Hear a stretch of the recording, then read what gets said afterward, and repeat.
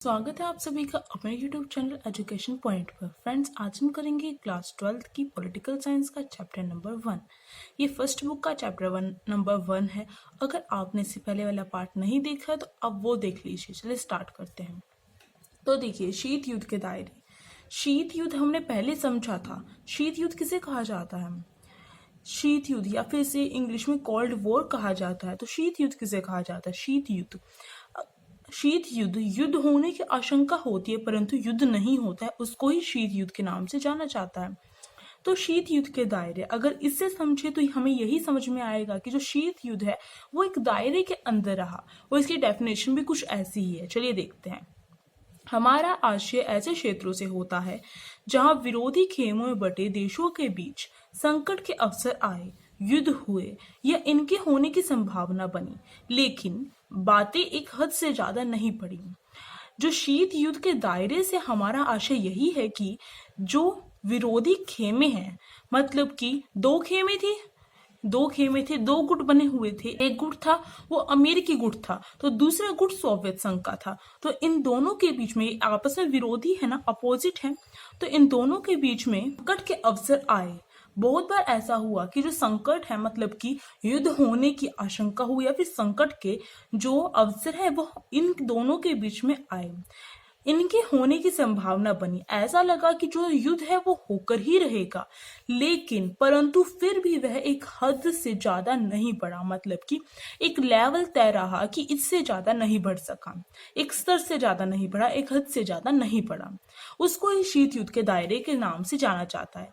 अब देखिए, यूएसए और यूएसएसआर ने कुछ एक परमाणविक और अन्य हथियारों को घटाने या समाप्त करने हेतु आपस में सहयोग करने का निर्णय किया।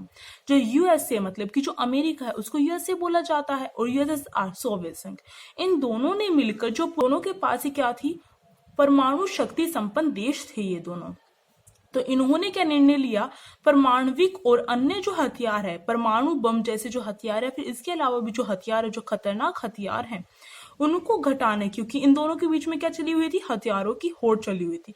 तो इनको घटाने के लिए या फिर समाप्त करने के लिए क्या किया जाए, आपस में सहयोग किया जाए। दोनों ने निर्णय किया कि अस्त्र नियंत्रण द्वारा हथियारों की प्रतिस्पर्धा को रोका जा सकता है। इन दोनों ने मिलकर, यूएसए और यूएसएसआर ने मिलकर यह निर्णय लिया कि जो अस्त्र नियंत्रण है, इसके द्वारा ही क्या किया जा सकता है, हथियारों की जो प्रतिस्पर्धा है, हथियारों की प्रतिस्पर्धा मतलब हथियारों की जो होड़ थी आपस में, उसको रोका जा सकता है। हथियारों को लेकर आपस में जो कंपटीशन चल रहा था उसको रोका जा सकता है। तो अस्त्र नियंत्रण के द्वारा, अस्त्र नियंत्रण से आपको समझ में आ रहा है, और उसमें स्थायी संतुलन कायम किया जा सकता है। ऐसे प्रयास की पहल सन 1960 के दशक के उत्तरार्ध में हुई, और एक दशक के अंदर दोनों देशों ने 3 महत्वपूर्ण समझौतों पर हस्ताक्षर किए। और ऐसा प्रयास जिसके बारे में सोचा गया था, अस्त्र नियंत्रण के बारे में, इस प्रयास को फलीभूत करने के लिए, इस प्रयास को संभव करने के लिए 1960 के दशक में क्या किया गया, 1960 के दशक में इन दोनों देशों ने मिलकर 3 महत्वपूर्ण जो समझौते हैं उन पर हस्ताक्षर किया, मतलब कि सिग्नेचर किया, उनमें भाग लिया, उनको स्वीकार किया। और ये संधियां थी, ये 3 संधियां थी। एक पहली थी परमाणु परीक्षण प्रतिबंध संधि, जिससे क्या किया गया, जो परमाणु जो भी देश थे अगर इस पर हस्ताक्षर करते तो उन पर रोक लगाई गई कि वह परमाणु बमों का परीक्षण नहीं कर सकते हैं, ना तो खुद के क्षेत्र में और ना ही खुद के बाहर के क्षेत्र में। परंतु इसमें यह बात थी कि अगर जिस देश ने इस पर जिस देश के पास पहले से ही परमाणु संपन्न है वह देश, उसको तो पूरी पूरी छूट है कि वह परमाणु बम निर्माण भी कर सकता है और उसका परीक्षण भी कर सकता है। परंतु जो देश परमाणु संपन्न नहीं थे, वो उन पर प्रतिबंध लगाया गया। अगला परमाणु अप्रसार संधि, इसे एनपीटी भी कहा जाता है। जो परमाणु अप्रसार संधि है, इसके द्वारा क्या किया गया कि वही देश क्या कर सकते हैं, उन परमाणु बमों का निर्माण कर सकते हैं जिनके पास, जो परमाणु संपन्न देश हैं, 1 जनवरी 1967 तक जो परमाणु संपन्न देश हो चुके हैं वो केवल 5 देश थे, जो यूएनओ के स्थायी सदस्य भी हैं, वही थे। तो वो तो क्या कर सकते हैं, वो बमों का निर्माण कर सकते हैं, परंतु और जो बाकी जितने भी देश हैं वो बमों का निर्माण नहीं कर सकते। इससे असमानता फैली। तो आप सोच रहे होंगे ऊपर वाले और नीचे वाले में क्या फर्क है। ऊपर वाले जो संधि थी, इसके द्वारा जो ये संधि थी, इसके द्वारा ना तो परीक्षण किया जा सकता और साथ ही साथ यह हमेशा के लिए थी और ये कुछ समय के लिए थी। परमाणु प्रक्षेपास्त्र परिसीमन संधि ये तीसरी संधि थी। इसे एंटी बैलिस्टिक मिसाइल ट्रीटी के नाम से भी जाना जाता है। अब देखिए गुटनिरपेक्षता नाम के नाम से जाना जाता है। गुटनिरपेक्षता NAM नाम। अब देखिए जो गुटनिरपेक्षता है वो क्या होती है असल में। गुटनिरपेक्षता ने एशियाई, अफ्रीका और लातीनी अमेरिका के नव स्वतंत्र के देशों को एक तीसरा विकल्प दिया। जो नव स्वतंत्र देश हुए थे, नव स्वतंत्र मतलब क्या होता है, जो नए नए आजाद हुए थे, उपनिवेशवाद के चंगुल से बाहर निकले थे। तो पहली दुनिया के देश कौन थे? पहली दुनिया के जो देश थे वो नाटो के सदस्य थे, मतलब कि अमेरिका के समर्थन वाले थे। दूसरी दुनिया के देश कौन से थे? दूसरी दुनिया के देश सोवियत संघ का समर्थन करने वाले थे। और तीसरी दुनिया में वो देश आए जो अभी अभी आजाद हुए हैं, नव स्वतंत्र देश हैं। तो जो गुटनिरपेक्षता है उसने तीसरा विकल्प हमारे सामने प्रस्तुत किया, क्योंकि उस समय पूरे विश्व में क्या चल रहा था, दो गुट थे वो हमारे सामने थे और उसमें से किसी एक गुट में हमें शामिल होना था। किसी भी देश को, जो नव स्वतंत्र देश हुआ है, उसे किसी भी एक गुट में शामिल होना था। या तो वह नाटो में हो सकता है या फिर वो वार्सा पैक्ट में हो सकता है, वो उसकी खुद की इच्छा थी। परंतु गुटनिरपेक्षता के द्वारा जो एशिया, अफ्रीका और लातीनी अमेरिका में जो नए स्वतंत्र देश थे, नव स्वतंत्र देश थे, उन्हें एक तीसरा विकल्प उनके सामने प्रस्तुत हुआ कि वह गुटनिरपेक्ष रहते हुए। गुटनिरपेक्ष का मतलब क्या है? गुटनिरपेक्ष का मतलब गुटों से दूर रहते हुए, गुटों से पृथक रहते हुए, अलग रहते हुए। अब देखिए किसी भी गुट में शामिल न होना और अपनी स्वतंत्र नीतियों का अनुसरण करना, यही क्या है? गुटनिरपेक्षता। ये इसकी सही डेफिनेशन है कि किसी भी गुट में शामिल न होना और साथ ही साथ क्या करना? अपनी स्वतंत्र नीतियों का अनुसरण करना, अपनी स्वतंत्र नीतियां बनाना, किसी के अधीन ना होना, अपने स्वतंत्र निर्णय खुद लेना, अपनी स्वतंत्र नीतियों का निर्माण खुद करना। अब देखिए जो गुटनिरपेक्षता आंदोलन है उसके संस्थापक देश कौन थे? किन्होंने ये शुरू किया गुटनिरपेक्षता आंदोलन?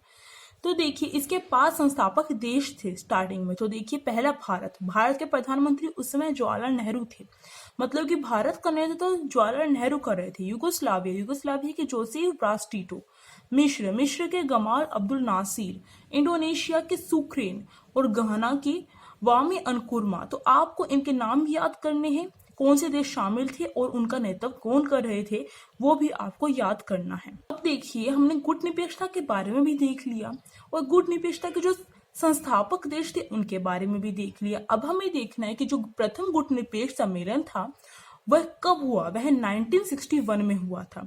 और कहाँ पर हुआ? बेलग्रेड में हुआ। तो आपको याद रखना है कि 1961 में बेलग्रेड में क्या हुआ था? प्रथम गुटनिरपेक्ष सम्मेलन का आयोजन हुआ था। यह सम्मेलन कम से कम 3 बातों की परिणति था, मतलब कि इस सम्मेलन में प्रथम जो गुटनिरपेक्षता का सम्मेलन था उसमें कम से कम जो 3 बातें थी उन्हें मुख्य रखा गया था कि, तो देखिए पहली थी इन 5 देशों के बीच सहयोग। जो 5 देश हमने पहले देखे हैं जिन्होंने इसकी स्थापना की है, जो देश इसके संस्थापक हैं उनके बीच में सहयोग, क्योंकि वो भी नव स्वतंत्र देश हैं। जो 5 देशों ने जिन्होंने गुटनिरपेक्षता आंदोलन की स्थापना की है वो भी तो नव स्वतंत्र देश हैं। तो इनके बीच में आपस में सहयोग बनाए रखना ये इनका पहला जो परिणति थी। दूसरी देखिए शीत युद्ध का प्रसार और इसके बढ़ते हुए दायरे। जो शीत युद्ध है उसका प्रसार हो रहा है और इसके बढ़ते हुए जो दायरे हैं, शीत युद्ध का प्रसार और इसके बढ़ते हुए दायरे, ये 3 जो बातें थी वो ध्यान में रखी गई थी। ये जो शीत युद्ध है उसका प्रसार लगातार हो रहा है और इसके जो बढ़ते हुए दायरे हैं, मतलब कि कहाँ तक ये सीमित है, इसका भी प्रसार करना है। राष्ट्रीय फलक पर बहुत से नव स्वतंत्र अफ्रीकी देशों का नाटकीय उदय। अंतर्राष्ट्रीय फलक मतलब कि जो विश्व भर में बहुत सारे नव स्वतंत्र जो अफ्रीकी देश हैं वह उभर कर सामने आए। जो अभी अभी नए आजाद देश थे अफ्रीकी देश, वो उभर कर सामने आए थे और उन्होंने 1960 तक वह संयुक्त राष्ट्र संघ में 16 नव अफ्रीकी देश बतौर सदस्य शामिल हो चुके थे। और जो 1960 तक जो यूएनओ है, संयुक्त राष्ट्र संघ, यूएनओ में 16 जो नव अफ्रीकी देश हैं वह शामिल हो चुके थे। जो यूएनओ है उसके अंदर 1960 तक जो 16 नव अफ्रीकी देश थे वो शामिल हो चुके। तो इस बात को ध्यान में रखा गया था और यह भी ध्यान में रखा गया था कि जो नव स्वतंत्र देश हैं उनके बीच में गुटनिरपेक्षता का प्रसार करना, जिससे कि वह किसी भी गुट में शामिल ना हो। पहले गुटनिरपेक्ष सम्मेलन में 25 सदस्य देश शामिल हुए। पहला जो गुटनिरपेक्ष सम्मेलन हुआ था उसमें 25 सदस्य शामिल थे, तो आपको याद रखना है। और धीरे धीरे क्या हुआ, जो गुटनिरपेक्षता जो सम्मेलन था, स्टार्टिंग में तो केवल 25 ही देश शामिल थे, पर धीरे धीरे क्या हुआ, जैसे जैसे समय बीतता गया वैसे वैसे इस सम्मेलन में जो सदस्यों की संख्या थी वह काफी हद तक बढ़ती चली गई। बाद में 2006 में जो हवाना है, जो पहले क्यूबा था उसे अब हवाना कहा जाता है, तो उसमें 2006 में इस गुटनिरपेक्षता का सम्मेलन हुआ। तो उसके अंतर्गत 14वां सम्मेलन हुआ था, तो उसके अंतर्गत 116 जो सदस्य थे देश वो शामिल हुए गुटनिरपेक्षता सम्मेलन में, और 15 पर्यवेक्षक देश शामिल हुए। तो इसका यही तात्पर्य है यहाँ पर बताने का कि जो गुटनिरपेक्षता सम्मेलन है, स्टार्टिंग में जब उसमें 25 सदस्य थे तो धीरे धीरे जो सदस्यों की संख्या वो बढ़ती चली गई।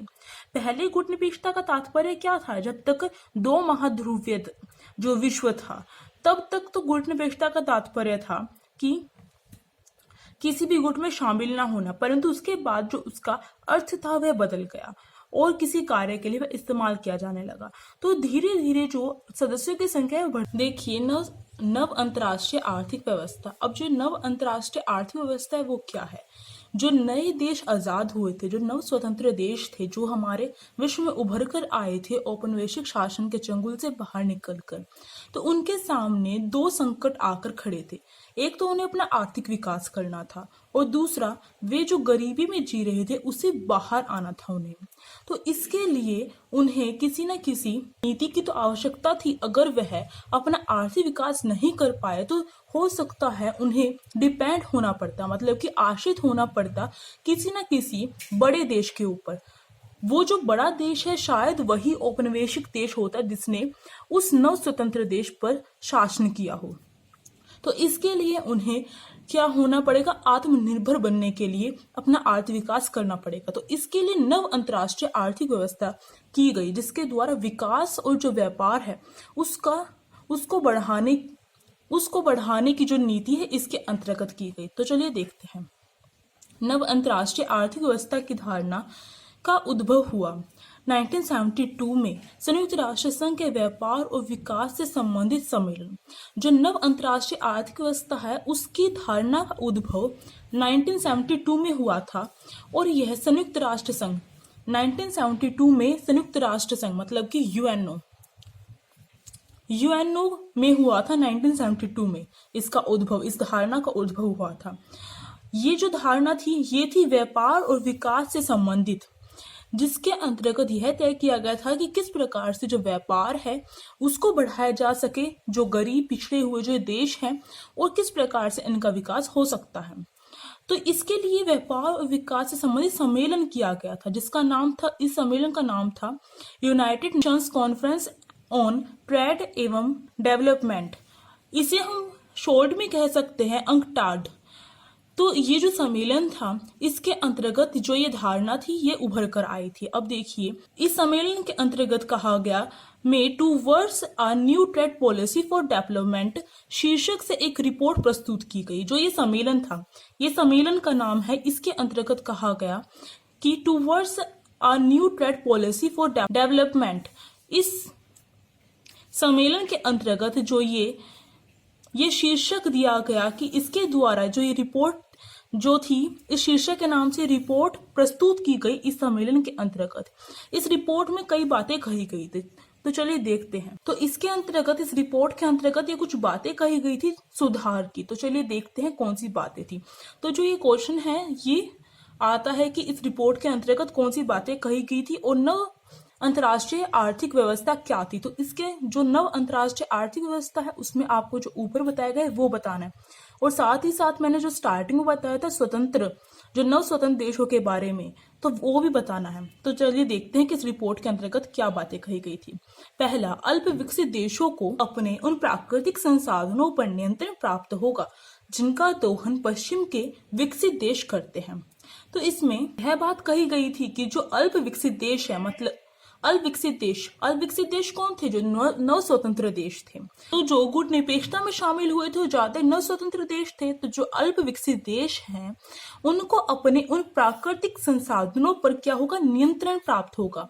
मतलब कि जो प्राकृतिक संसाधन थे अल्प विकसित देशों के, पहले वो क्या थे? औपनिवेशिक का शिकार थे, औपनिवेशवाद का शिकार थे, मतलब कि गुलाम थे किसी देश के। तो उनके जितने प्राकृतिक संसाधन थे उन पर किसका अधिकार था? जिन्होंने उन्हें गुलाम कर रखा था वो क्या करते थे? उनका अधिकार था प्राकृतिक संसाधनों पर। जैसे कि अगर भारत का हम देखें तो भारतीय प्राकृतिक संसाधनों पर किसका अधिकार था? ब्रिटिश का अधिकार था। तो यही बात कही गई इस रिपोर्ट के अंतर्गत कि जो अल्प विकसित देश हैं, जो अभी अभी आजाद हुए हैं, जिनका विकास नहीं हुआ है, अल्प मतलब कम, तो जो अभी विकसित देश नहीं है, तो उन्हें अपने जो प्राकृतिक संसाधन है उन पर नियंत्रण प्राप्त होगा, मतलब कि उनका कंट्रोल होगा। अपने देश के जो प्राकृतिक संसाधन उन पर उनका ही कंट्रोल होगा। जिनका दोहन पश्चिम के विकसित देश करते हैं। जिनका दोहन मतलब होता है शोषण। जिनका दोहन पश्चिम के देश करते थे पहले, उन पर उनका ही अधिकार होगा जिस देश के वो प्राकृतिक संसाधन है। अब देखिए दूसरा क्या कहा गया था। दूसरा है इसके अंतर्गत अल्प विकसित देशों की पहुंच पश्चिमी देशों के बाजार तक होगी। वे अपना सामान बेच सकेंगे और इस तरह गरीब देशों के लिए यह व्यापार फायदेमंद होगा। तो जो अल्प विकसित देश हैं उनकी पहुंच मतलब कि वो क्या कर सकेंगे? वो पश्चिमी देशों के बाजारों तक अपने जो सामान है उसे भेज सकेंगे। जिससे क्या होगा? जिससे जो गरीब देश है, मतलब कि जो अल्प विकसित देश है वही तो गरीब देश है, जो गरीब देश है उन्हें फायदा होगा उससे, क्योंकि पश्चिम के देशों में बेचेंगे वो, तो पश्चिम के देशों में तो वस्तुओं की जो मांग है, जो वस्तुओं की जो कीमत होती है वो ज्यादा होती है, जिससे क्या होगा? उन्हें अधिक जो है मूल्य मिलेगा उस वस्तु का। अधिक कीमत में बेचेंगे तो उससे उन्हें विदेशी मुद्रा प्राप्त होगी। तो इसके द्वारा भी क्या कर सकेंगे? वो विकास कर सकेंगे और ये व्यापार क्या होगा? फायदेमंद होगा इनके लिए। अगला कहा गया था पश्चिमी देशों से मंगाई जा रही प्रौद्योगिकी की लागत कम होगी। जो पश्चिमी देशों से प्रौद्योगिकी मंगाई जा रही थी, प्रौद्योगिकी मतलब जो तकनीक मंगाई जा रही थी उसकी लागत क्या होगी? कम होगी। लागत मतलब जितने भी वो मंगाई जा रही है उसे लागत कहेंगे, तो उसकी क्या होगी? वो कम होगी। जिससे क्या होगा? वो आसानी से प्रौद्योगिकी जो पश्चिमी देशों से आ रही है उसे खरीद सकेंगे और उसका इस्तेमाल करके अपने व्यापार में और वस्तुओं के निर्माण में क्या कर सकेंगे? वृद्धि कर सकेंगे। अगला कहा गया अल्प विकसित देशों की अंतर्राष्ट्रीय आर्थिक संस्थानों में भूमिका बढ़ेगी। जो विकसित देशों की, जो अल्प विकसित देश हैं उनकी अंतर्राष्ट्रीय आर्थिक संस्थानों में क्या होगी? भूमिका बढ़ेगी। अंतर्राष्ट्रीय आर्थिक संस्थान क्या होते हैं? अंतर्राष्ट्रीय मतलब कि विश्व के, राष्ट्र के बाहर के, एक देश के बाहर के जो संस्थान है। कौन से आर्थिक संस्थान? आर्थिक मतलब इकोनॉमी से रिलेटेड है, मतलब कि पैसों से रिलेटेड है। उन संस्थानों में क्या होगी? उनकी भूमिका बढ़ेगी, जिससे कि उनके व्यापार में वृद्धि होगी और जिससे उनका विकास होगा। परंतु क्या हुआ? परंतु जो ये संगठन था, जो ये व्यवस्था थी, कुछ ही समय तक चलती रही। इन्होंने जो नवस्वतंत्र देश थे उन्होंने बहुत संघर्ष किया कि वे आपस में जुड़े रहें, परंतु जो पश्चिम के जितने भी देश थे वो इसका विरोध कर रहे थे। और सन 1980 के दशक में नियो को ही नव अंतर्राष्ट्रीय आर्थिक व्यवस्था कहा जाता, तो इसकी शॉर्ट फॉर्म है। नियो को स्थापित करने के प्रयास धीमे पड़ गए। सन 1980 में क्या हुआ? जो नियो है, नव अंतर्राष्ट्रीय आर्थिक व्यवस्था, उसको स्थापित करने के जो प्रयास चल रहे थे वो धीमे पड़ गए, क्योंकि जितने ही जोर से जो नव स्वतंत्र देश है वो आपस में जुड़े हुए थे, उतना ही जोर लगा रहे थे पश्चिम के देश उन्हें तोड़ने में और नियो को स्थापित न करने में, जिससे कि इसके जो प्रयास है वो धीमे पड़ गए 1980 के दशक में।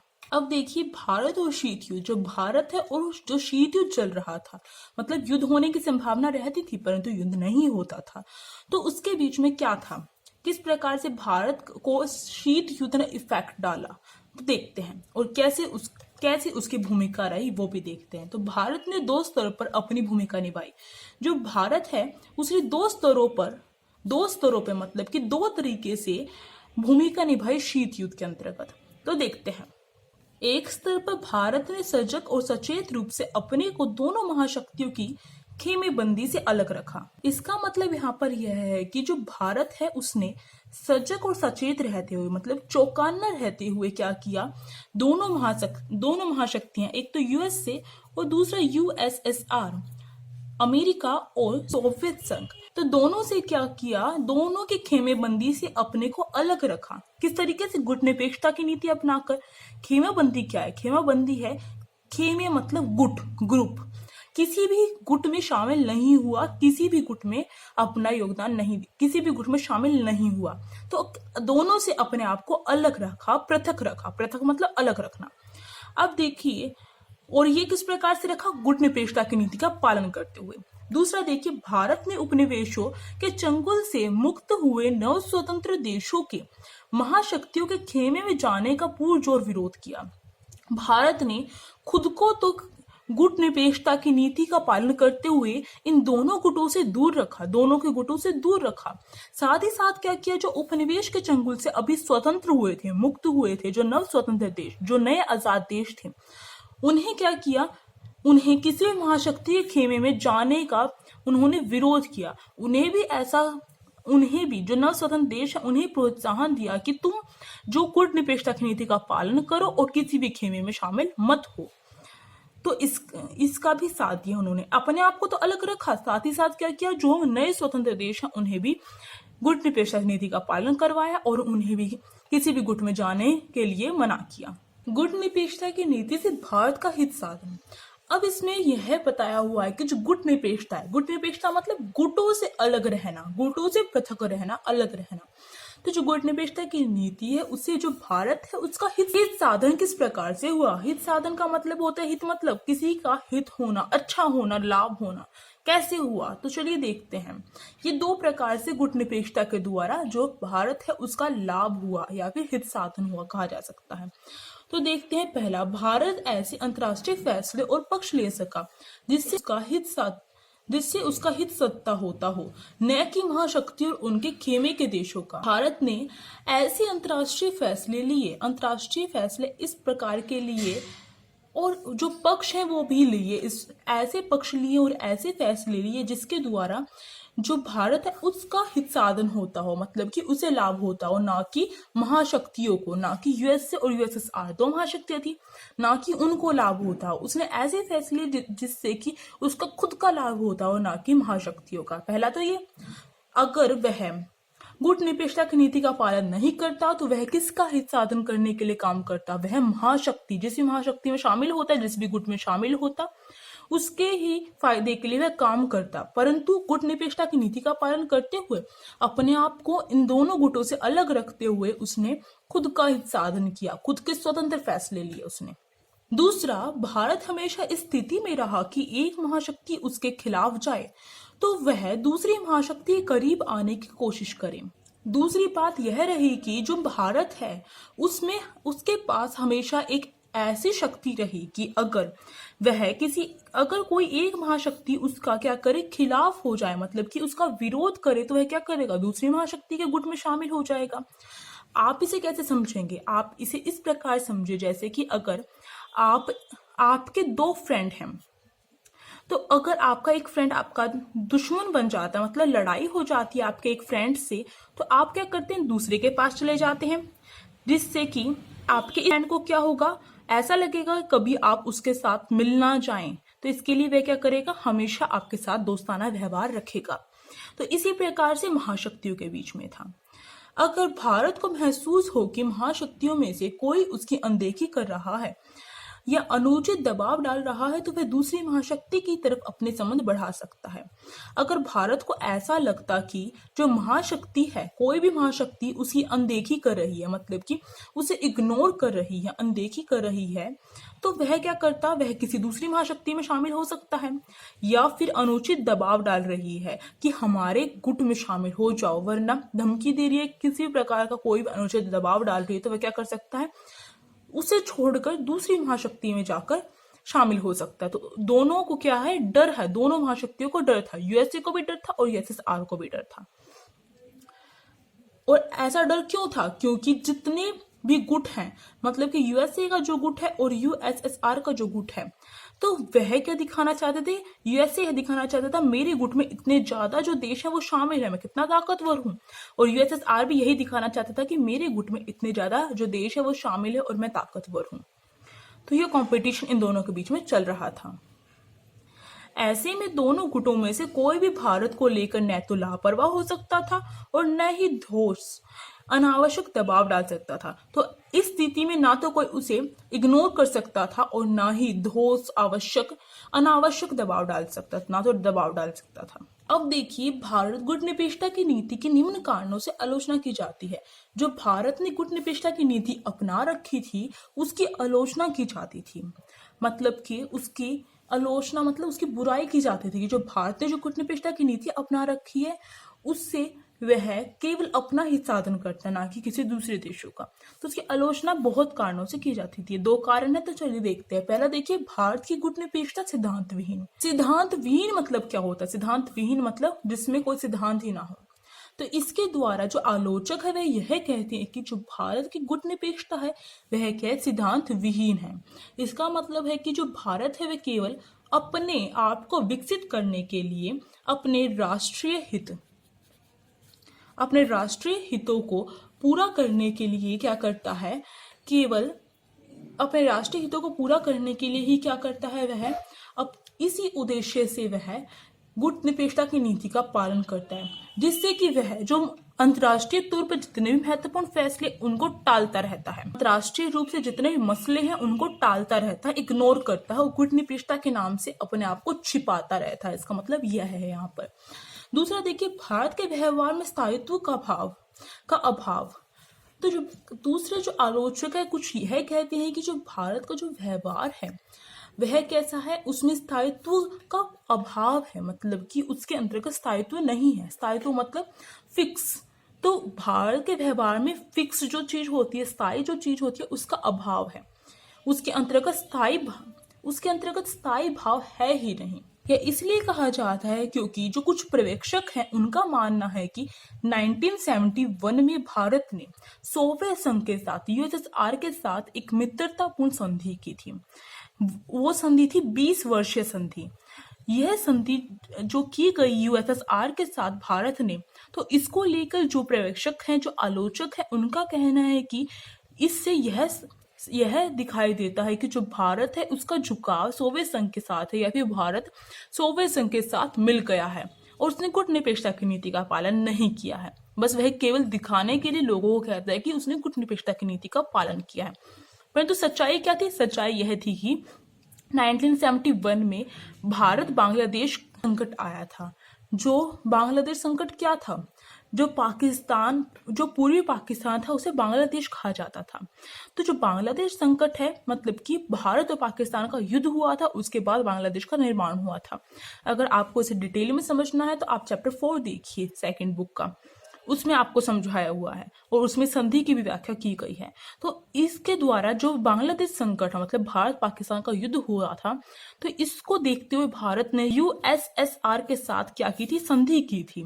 परंतु वह शामिल नहीं हुआ था उसमें, और ना ही जो ये संधि है वह रोकती है कि वह किसी देश के साथ अच्छे संबंध बना सकता है, चाहे वह यूएसए क्यों ना हो। तो इसे देखते हुए तो जो भारत है उसकी असलियत यही थी कि भारत ने केवल अपने आप की राजनीतिक रूप से और आर्थिक रूप से मदद प्राप्त करने के लिए ही यूएसएसआर के साथ संधि की थी, जिससे कि वह क्या करे, उसका सहयोग देगी 1971 के युद्ध के दौरान। इसी के साथ जो चैप्टर यहाँ पर पॉज करना होगा। अगर आपको ये वीडियो अच्छी लगी तो please like, share and comment करके बताएं कैसी लगी वीडियो। अगर आप चैनल पर नए हो तो आप सब्सक्राइब कर सकते हैं, उस साइड में जो बेल आइकन है उसे प्रेस कर सकते हैं, जिससे कि न्यू वीडियोस की नोटिफिकेशन आपके फोन में आ सके। Thank you.